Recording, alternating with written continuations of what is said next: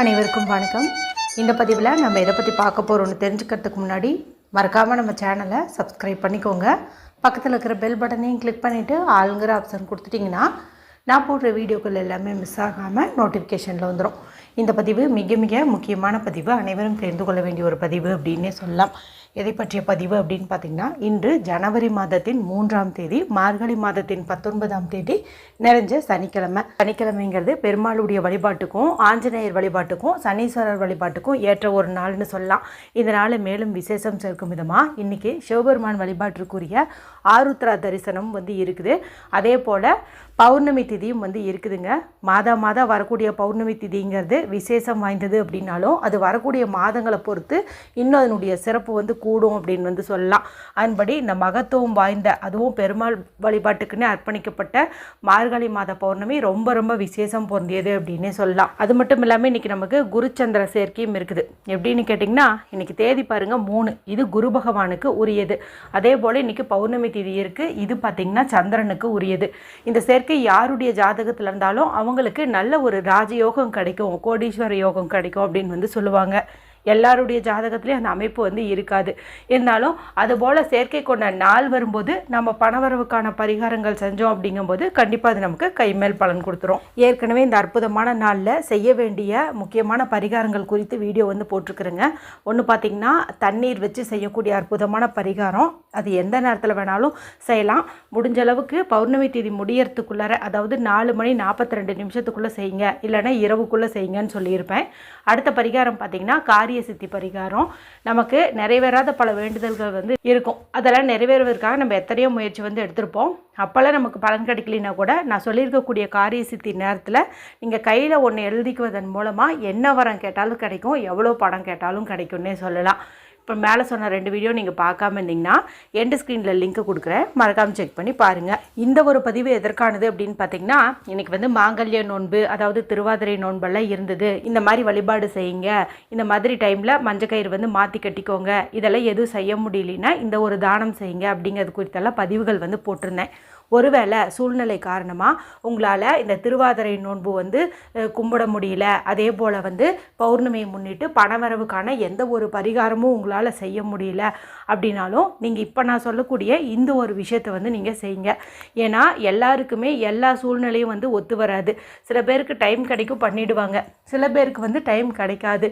அந்த மாதிரி கிடைக்கலினாலும் கூட இப்போ நான் சொல்கிறத நீங்கள் நைட்டு செஞ்சுட்டு தூங்குனீங்கன்னாவே இன்றைக்கி பௌர்ணமி தேதி அன்று நீங்கள் என்ன கேட்டு வழிபாடு செஞ்சுருப்பீங்களோ அது கண்டிப்பாக நடந்தே தீரும் அப்படின்னு சொல்லலாம். இப்போ நான் சொல்ல போகிற விஷயத்தை செய்கிறதுக்கு எந்த ஒரு ரூல்ஸ் அண்ட் ரெஸ்ட்ரிக்ஷன்ஸும் கிடையாது. ஆண்கள் பெண்கள் யார் வேணுமானாலும் செய்யலாம். பீரியட்ஸ் டைம்லையும் செய்யலாம், பிறப்பிறப்பு தீட்டு இருந்தாலும் செய்யலாம், அசைவம் சாப்பிட்டுருந்தீங்கனாலும் செய்யலாம். ஏற்கனவே நீங்கள் சொன்ன பரிகாரத்தையும் செஞ்சிட்டோமா, இதையும் செய்யலாமா அப்படிங்கிற மாதிரி கேட்டிங்கன்னா தாராளமாக செய்யலாம்.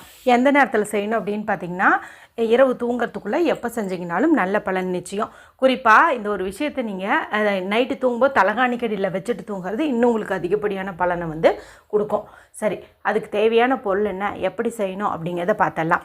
எந்த ஒரு கோடும் இல்லாத பியூரான அன்ரூல்டு ஒயிட் ஷீட் ஒன்று எடுத்துக்கோங்க. இது சின்ன சதுர அளவில் கட் பண்ணி வச்சுக்கோங்க. இதில் எழுதுவதற்கு பச்சை நிறம் அல்லது சிவப்பு நிறம் அல்லது நீல நிறத்தில் இங்க் வரக்கூடிய பேனா, ஸ்கெட்ச் பென்சில், மார்க்கர் எடுத்துக்கோங்க. ஒருவேளை நீங்கள் ட்ராவல் பண்ணிகிட்டு இருக்கும்போது இந்த வீடியோ பார்க்குறீங்க, உங்கள்கிட்ட பேப்பர் இல்லை அப்படிங்கும்போது இப்போ நான் சொல்லக்கூடிய விஷயத்த நீங்கள் உங்களுடைய கையில் கூட வரைஞ்சிக்கலாம். அதாவது உங்களுடைய இடது உள்ளங்கையில் எந்த இடத்துல வேணாலும் நீங்கள் இதையை வரைஞ்சிக்கலாம். சரிங்களா? பேப்பர் இருக்கிறவங்க பேப்பரில் வரைஞ்சி நான் சொல்கிற மெத்தடை ஃபாலோ பண்ணுங்கள். பேப்பர் கிடைக்காதவங்க கையில் வரைஞ்சிட்டு அடுத்தடுத்து நான் சொல்கிற விஷயங்களை நீங்கள் ஃபாலோ பண்ணிக்கோங்க. சரி, அது நீங்கள் என்ன வரையணும் அப்படின்னு பார்த்தீங்கன்னா, இப்போ நான் ஸ்க்ரீனில் காட்டுறேன் பாருங்கள். இதுதான் இந்த சிம்பிள். பார்த்த உடனே நிறைய பேர் தெரிஞ்சிருப்பீங்க. ஏன்னா ரீசெண்டாக தான் நம்மளுடைய சேனலில் இந்த சிம்பிள் குறித்து வீடியோ போட்டிருந்தேன். இதில் பார்த்திங்கன்னா 3 முக்கியமான விஷயங்கள் அமைஞ்சிருக்குது. ஒன்று பார்த்திங்கன்னா பணவரவுக்கான குறியீடு, இன்னொன்று பாருங்கள் குரு பகவானுக்கு உரிய குறியீடு, அடுத்து பார்த்திங்கன்னா இந்த பக்கம் சந்திரன், இந்த பக்கம் சூரியன் இருக்குது. இன்றைக்கி கரெக்டாக குரு பகவானுக்கு உரிய தேதி இருக்குது. அதே போல் சூரியனுக்கு உரிய என்னென்னு பார்க்கும்போது 1, அது இந்த ஜனவரி மாதத்தை நமக்கு குறிக்குது. சந்திரனுக்கு உரிய பௌர்ணமி திதியை இது குறிக்குது. எல்லாம் சேர்ந்து இந்த சிம்பிளில் நமக்கு அமைஞ்சிருக்குது. அதனால தான் இது இன்றைக்கி நான் உங்களுக்கு ரெக்கமெண்ட் பண்ணுறேன். இப்போ இது நீங்கள் பேப்பர்லேயும் வரைஞ்சிக்கலாம் அல்லது உள்ளங்கையிலையும் வரைஞ்சிக்கலாம். அடுத்து ஒரு 5 ரூபாய் காசு வந்து எடுத்துக்கோங்க. ஏன்னா பணம் தான் வந்து பணத்தை ஈர்க்கும். மேலும் இது குபேரருக்கு உரியது. இப்போ 5 ரூபாய் காசு இல்லைங்கிறவங்க 2 ரூபாய் 1 ரூபாய் இந்த மாதிரி கூட நீங்கள் வந்து எடுத்துக்கலாம். பரிகாரத்துக்கு பயன்படுத்துறதுக்கு முன்னாடி சுத்தமான தண்ணியில் இதை கழுவிட்டு ஒரு கிளாத் வச்சு நீங்கள் தொடச்சிக்கோங்க. இப்போது ட்ராவல் பண்ணிட்டு இருக்கிறவங்களா இருந்தீங்க அப்படிங்கும்போது கையில் இந்த சிம்பிளை வரைஞ்சிட்டு இந்த 5 ரூபாய் காசு எடுத்து வச்சுக்கிறதோட ஸ்டாப் பண்ணிக்கோங்க. சரிங்களா? இப்போ வீட்டில் இருக்கிறீங்க அப்படிங்கும்போது பேப்பரில் வந்து வரைஞ்சிட்டு இந்த 5 ரூபாய் காசு கூட இன்னொரு பொருள் வந்து நம்ம சேர்த்து வைக்கணும். அது என்ன அப்படின்னு பார்த்தீங்கன்னா 3ங்கிற எண்ணிக்கையில் முழுசாக மொட்டோடு இருக்கிற மாதிரி கிராம்பு வந்துட்டு நம்ம எடுத்துக்கணும்.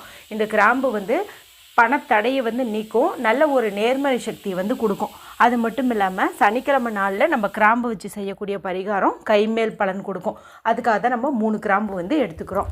அடுத்து ஒரு பிஞ்ச் அளவுக்கு மஞ்சத்தூள் வந்து எடுத்துக்கோங்க. ஒரு துளி அளவு எடுத்துக்கிட்டிங்க அப்படின்னா கூட போதும். இப்போ என்ன பண்ணுறீங்க அப்படின்னா பேப்பரில் இந்த சிம்பிள் வரைஞ்சிருக்கிறோம். அதே போல் 5 ரூபாயோ இல்லை 1 ரூபாவோ ஏதாவது ஒரு காசு எடுத்துக்கிட்டோம், 3 கிராம்பு எடுத்துக்கிட்டோம், கொஞ்சம் மஞ்சத்தூள் எடுத்துக்கிட்டோம். இப்போ இந்த பேப்பர் மேலே இந்த காசு, கிராம்பு, மஞ்சத்தூள் எல்லாத்தையுமே வந்துட்டு நீங்கள் வச்சுக்கோங்க. இப்போ இது எல்லாத்தையும் தூக்கி உங்களுடைய இடது கையில் லெஃப்ட் ஹேண்டில் வச்சுக்கோங்க. வலது கை கொண்டு மூடிக்கிட்டு கண்களை மூடி உங்களுக்கு தேவையான பணம் உங்களுக்கு கிடைக்கிற மாதிரியும் உங்களுடைய பண கஷ்டம் நீங்கின மாதிரியும் இமேஜினேஷன் பண்ணுங்கள். இல்லைனா 4 திசைகளிலிருந்தும் நான் பணத்தை ஈர்க்கிறேன், தினந்தோறும் நான் பணத்தை ஈர்க்கிறேன், என் வீட்டில் தேவைக்கும் அதிகமாகவே பணம் சேர்ந்து கொண்டே இருக்கின்றது, இந்த மாதிரி மணி அஃபர்மேஷன் சொல்லுங்கள். பணம் இருக்கிற மாதிரி இமேஜினேஷனும் பண்ணுங்கள். அதன் பிறகு இதை அப்படியே உங்களுடைய தலகாணி கடியில் வச்சுட்டு தூங்குங்க. இன்று இரவு முழுக்க இது உங்களுடைய தலகாணி கடியிலே வந்து இருக்கட்டும். இப்போ நாளை காலையில் எழுந்த உடனேயும் இந்த பேப்பர், கிராம்பு, இந்த 5 ரூபாய், அந்த மஞ்சத்தூள் பொடிச்சோம் இல்லையா, அது எல்லாத்தையும் சேர்த்து உங்களுடைய பர்ஸ்லேயோ பீரோலையோ பணம் வைக்கக்கூடிய இடத்துல வந்து வச்சுருங்க. இது வந்து 1 மாதம் வரைக்கும் இருக்கட்டும். அதாவது இந்த பௌர்ணமிக்கு வச்சுருக்குறோம் அப்படிங்கும்போது அடுத்த பௌர்ணமி வரைக்கும் இது அப்படியே வந்து இருக்கட்டும். அடுத்த பௌர்ணமி நாளில் இந்த கிராம்பை நீங்கள் தூக்கி கால்படாத இடத்துல போட்டுடலாம். இந்த பேப்பரை நல்லா இருந்ததுன்னு வச்சுக்கோங்க, இல்லைன்னா நீங்கள் தூக்கி போட்டுடலாம். அடுத்து இந்த 5 ரூபாய் காசை நீங்கள் ஏதாவது ஒரு மங்கள பொருட்கள் வாங்கிறதுக்குன்ட்டு பயன்படுத்திக்கலாம். சரி, இப்போது பேப்பர்லாம் பயன்படுத்தலை, கிராம்பெல்லாம் பயன்படுத்தலை, மஞ்சத்தூள் பயன்படுத்தலை, ட்ராவல் பண்ணிகிட்ருக்குறோம் அப்படிங்கிறவங்க கையில் இந்த சிம்பிள் வரைஞ்சிட்டு இந்த 5 ரூபாய் வச்சுட்டிங்க இல்லையா? இப்போ நான் அவங்களுக்கு சொன்ன அதே அஃபர்மேஷனை நீங்கள் சொல்லுங்கள். பணம் சேர்ற மாதிரி இமேஜினேஷன் பண்ணுங்கள். அதன் பிறகு அந்த 5 ரூபாயை உங்களுடைய பர்ஸில் பணம் வைக்கக்கூடிய இடத்துல வச்சுக்கோங்க. இது அடையாளப்படுத்தணும் அப்படிங்கிறதுனால ஏதாவது ஒரு பேப்பர்லேயோ துணியிலையோ மடித்து வைக்கிறது சிறப்பு. அடுத்த பௌர்ணமி நாளில் நீங்கள் இதை வந்து ஏதாவது மங்கள பொருட்கள் வாங்கிறதுக்கு பயன்படுத்திக்கோங்க. அடிக்கடி இந்த சிம்பிளை, அதாவது உங்கள் கையில் வரைஞ்சிருக்கீங்க பார்த்தீங்களா, இதை வந்துட்டு பாருங்கள், இமேஜினேஷன் பண்ணுங்கள். எந்த ஒரு பரிகாரமும் செய்ய முடியலனா கூட அட்லீஸ்ட் இதையாவது செஞ்சீங்கும்போது உங்களுடைய கோரிக்கைகளும் நிறைவேறும், பண கஷ்டமும் வந்து நீங்கும். இப்போ நான் உங்களுக்கு சொல்லியிருக்கிறதே பார்த்திங்கன்னா ரொம்ப சிம்பிளான பரிகாரம் தான். ஆனால் இது செய்யக்கூடிய நாளுக்கு ரொம்ப சக்தி அதிகம் அப்படிங்கிறதுனால கண்டிப்பாக இது உங்களுக்கு உடனடி பலனை கொடுக்கும். வீடியோ பிடிச்சிருந்தா மற்றவங்களோடையும் ஷேர் பண்ணுங்கள், லைக் பண்ணுங்கள். ஏதாவது சந்தேகங்கள் இருந்ததுன்னா கமெண்ட் பண்ணுங்கள். மற்றும் ஒரு பயனுள்ள பதிவில் உங்களை சந்திக்கிறேன். நன்றி, வணக்கம்.